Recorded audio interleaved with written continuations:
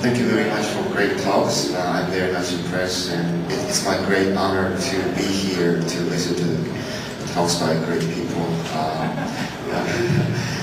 Some great people. And I'd like to take this opportunity to ask some personal questions. Like technical things, I can just go back and read. So, what do you have? What are three most important habits to be a great engineer for you, for all of you?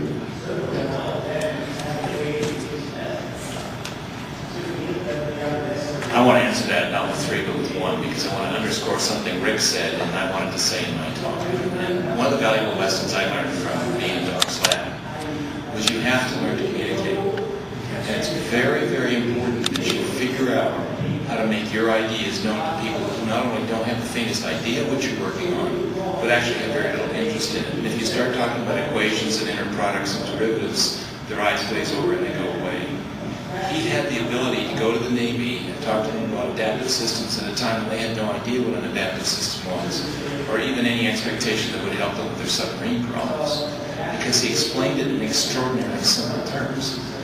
And that's the valuable lesson I think about it as basic sales. In fact, I tell our students when I address them at graduation that they really need to understand sales if they're going to succeed. Because if you can't sell yourself and your ideas, it really doesn't matter how good your ideas are, they're not going to go anywhere. Someone else will sell them, someone else will get the recognition for it. That's not an easy lesson for most engineers. We deal in a very, very technical society where it's hard work. Mathematics is difficult. The environment is such that you study for years and years and years before you can even understand the problem. And then you finally make some inroads and solutions, but you have to learn how to explain it. When I was Doc's student, he asked me to make a movie. So I was actually a movie producer, and I had toyed with bringing this movie, but I've shown it so many times I didn't want to really bore you with it. But it was basically a simulation of a 12-element circular array done very crudely, because we had crude equipment at that time, which just visually showed how this array could magically find the directions of these interference sources and produce nulls without knowing the directions a priori. And I remember that movie very, very well because A, it was hard, B, I thought it was stupid. I couldn't understand why you have to do this when you could simply put up some equations and show them exactly how it works. But I have to believe now that making that movie was probably one of the most important things I did. I know in Doc's effort it was extremely important because he ran to the Navy with that and said, look, you've got a problem with noise. Look at this array. It will magically find the noise sources and melt them out. And they were floored by it. So that's the one lesson I learned, and I've really tried to practice. It's hard to make it only three. But I like to believe I've solved some nearly impossible problems in my life, and more than just one or two. If I had to pick three randomly right now, I'd say, first one you just reminded me is to value diversity. Like if you're a theoretical physicist and you don't value the experimentalists, your theory is going to be no good. Communicating is important, but you got to have something to communicate. And you've got to understand some people are better at some things than others. And you have to appreciate and work with people who have different strengths from yours.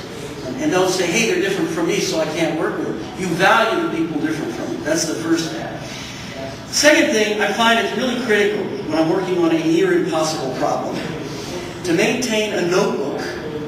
Not just sit there thinking, not just do busy work, but have a notebook where you sit down and you ask yourself the basic question. And you don't forget the basic question.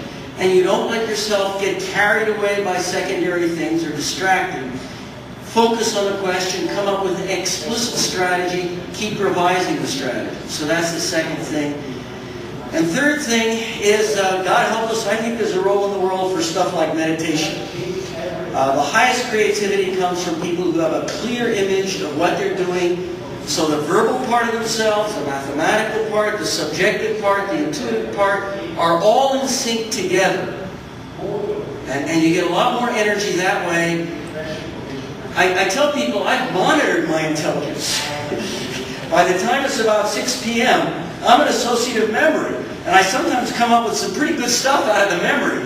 But when it comes, when you want really first-order creative thinking, there's no substitute for the kind of inner dialogue you can have at 3 in the morning when there are no distractions and you're so calm, you remember to ask yourself the question, so you don't want to become too calm.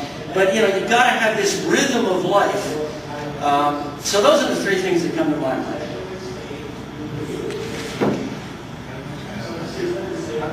If you're hearing an average, I have one to add, and it is the following. There is no idea that you have of your own that cannot be improved by discussing it with others and gaining their insights.